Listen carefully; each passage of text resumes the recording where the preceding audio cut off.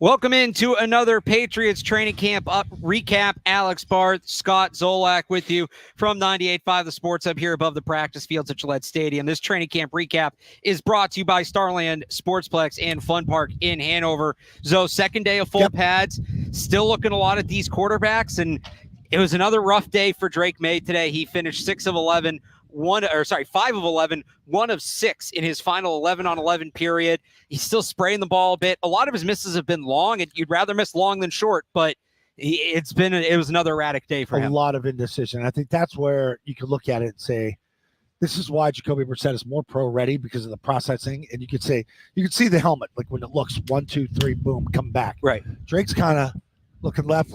You can see the feet starting to get out from under him a little bit. His arm's so strong that he could throw that ball late and deep just to kind of throw it away. But he's got to slow down a little bit. He has to slow down the processing, understand the play, take your time getting up there, think about it, understand what your reads are, and then go from there. So let me ask you this, because it is an adjustment period, and we expected an adjustment period. We expected there to be some growing pains. Yeah, he's behind. He's playing catch-up, but, are you alarmed that he's behind schedule in the big picture or anything like that? This is tough. It's been what now, 5-6 days? 6 days, 2 in pads. And I haven't seen one wild moment yet. And when you're the number 3 pick in a draft and you're being sold for multiple years as the savior coming out, I need a wild moment. I need a throw on a dig route in tight coverage in a blitz period that he hits on it for 3rd and 14, or they're in a 2 minute and he goes 12 of 12 right down the field and they scored no time. That's the wild moment I'm looking for. Right. He has had some good throws on deep balls. Yes, he has. But then you come back and you talk about the spring. He needs to stack those days together. That's what I'm worried about it. I think the important thing to remember here is if we're talking about the context of week 1, yeah, he doesn't look like he looks a little behind schedule in that regard. Not a little. He looks behind schedule. What would Joe Alt? What would Marvin Harrison Jr. look like after 5 practices out here? Well, I would say Joe Alt would be mauling people. I would say Marvin Harrison just ran by 2 defenders. That's a completely different position. Well, it would be 3 picks. Of course, it's a different position. Right. But look at how J.J. McCarthy looks in Minnesota. Correct. But I'm talking about we're a team that's hurting for offensive firepower. We pick a kid 3rd, and he's probably not going to play. All right, let's talk a little bit about that offensive firepower and the first-team offense, because that group's starting to go. Jacoby Brissett made a few more nice throws today, and I think really him and the tight ends, there's chemistry there. And most of his big completions have come to tight ends. He had a good one to Hunter Henry today. That group's starting to get some momentum. I think part of it, too, is the line up front. Now that they've settled on a group, right, you have continuity up there, and they're protecting him, and he has time. Yeah, and Andrews wasn't here for 2 days, so he's going to be back, but it'll be okay. Yeah. Solidify that middle. Jacoby got him in a couple good run checks. That's fine. But now, once you build the run checks, the run game, that's where the play-action game comes from. Things will get better because you get used to running it. And I think that's what Alex Van Pelt's getting through to these guys, that run it, know it, and just get used to the same play we're going to call. Again, this Patriots training camp recap is brought to you by Starland Sportsplex and Fun Park in Hanover. Any other thoughts on the offense today before we move on to the defense? I like Baker. I like Polk. I see some activity from them on the outside. There's energy. And maybe it's that energy because Kendrick Bourne has been out here for 2 days. That might be part of it. I think they feel Bourne, which allows them to get going. Yeah, I like that. Polk, to me, is a pro's pro. Just the way he runs his routes, the way he attacks the football, just his general approach. Right. He doesn't look like a rookie. And you can be impressive and still look like a rookie. He looks like he's been doing this for 4 or 5 years. Yeah, he has. He really has. All right, on the defense side of the ball, we'll get to some of the absences just from what we saw out there today. A player I want to highlight, we've highlighted before, Marcus Jones is having a fantastic start to this camp, was really good in one-on-ones today, had a couple plays in 11s as well. They're going to need him because with what's going on up front off the field, it seems like the secondary is going to have to carry this defense on the field. Oh, absolutely. You lose maybe potentially 2 of your bona fide number 1 and number 2 pass rushers. Yeah. And Barmore and Judon, if the contract doesn't come through, you've got to get creative with your front 7. More of a problem now for DeMarcus Covington. Like, he's got to understand what do we need to do? What do we do? What do we need to tweak?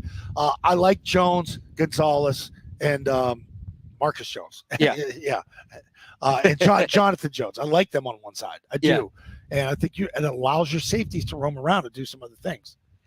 Meanwhile, Matthew Judon not out here today. Devon Godshot did participate again after being limited yesterday. So I got him back, but no Matthew Judon. Obviously, Christian Barmore still not out here.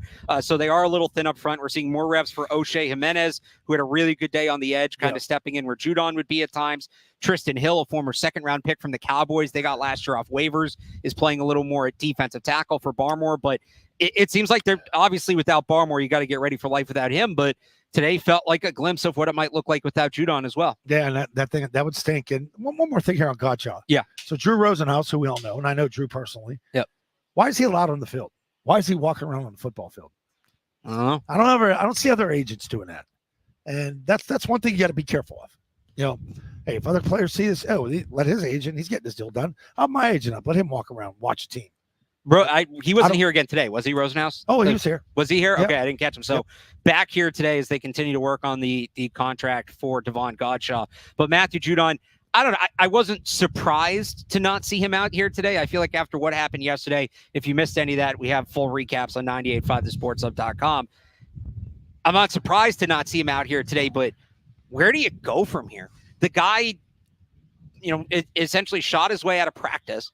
He wants a new contract. He had, kind of I don't want to call it a blow up, but a confrontation with the coach, a confrontation with the GM.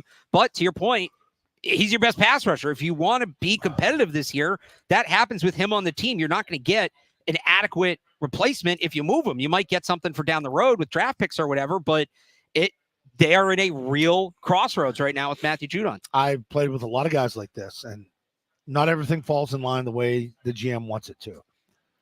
You got to ask yourself, is it better that he's out there on week one when we have Joe Burrow in the huddle and we're going up against him, or we're going to put Afrene out there with an undersized Josh Uche on the other side?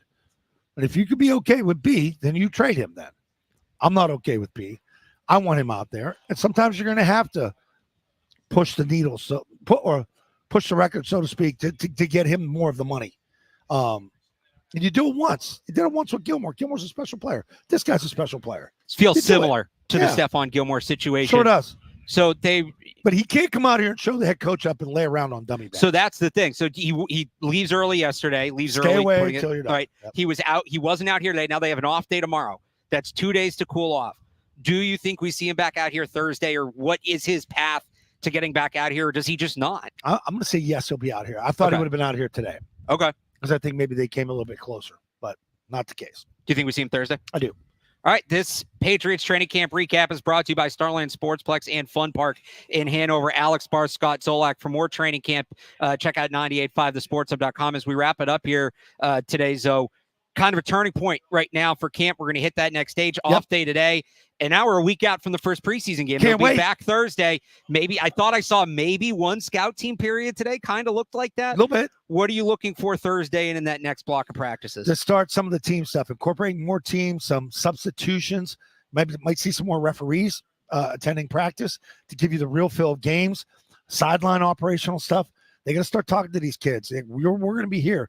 Do not miss a snap if we're calling your name. All that stuff. Communication's got to be on point. And they had some issues with that today. Twice the offense had to run a lap. Once with Jacoby Brissett, once with Drake Maye, because they couldn't get lined up. And as we gear up for that first preseason game, Peepers Field season, right? What to watch for? Who are the players we're looking at? Give me one guy who you think has helped his case more than you thought heading into the first preseason game, and one guy who's maybe playing catch up heading into the first preseason game. Scott Zolak on the TV side. I just think you're going to want to watch me and Devin McCourty and Jason McCourty on the box. We're going to have fun with it. I'll tell you about that. But one guy to watch. That's a good question. Yeah.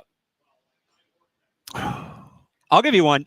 Tyquan Thornton has had a couple of days in pads. I'll give you and we can put the in pads qualifier on that. Now he's got to stay healthy because he hasn't done that in either of his first two camps. But I know this isn't me buying in on Tyquan Thornton completely.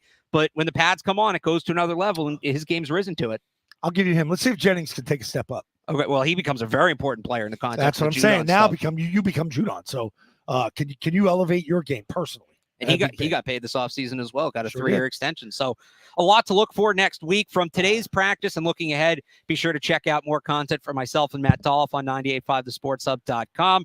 And again, you can subscribe to the Sports Hub YouTube page to get recaps from every single Patriots training camp practice, myself and Zoe. And we'll be off tomorrow. So until the next one on Thursday, for Scott Zolak, I'm Alex Barth. Thanks for watching. Thanks for listening, everybody. Enjoy that Chick-fil-A.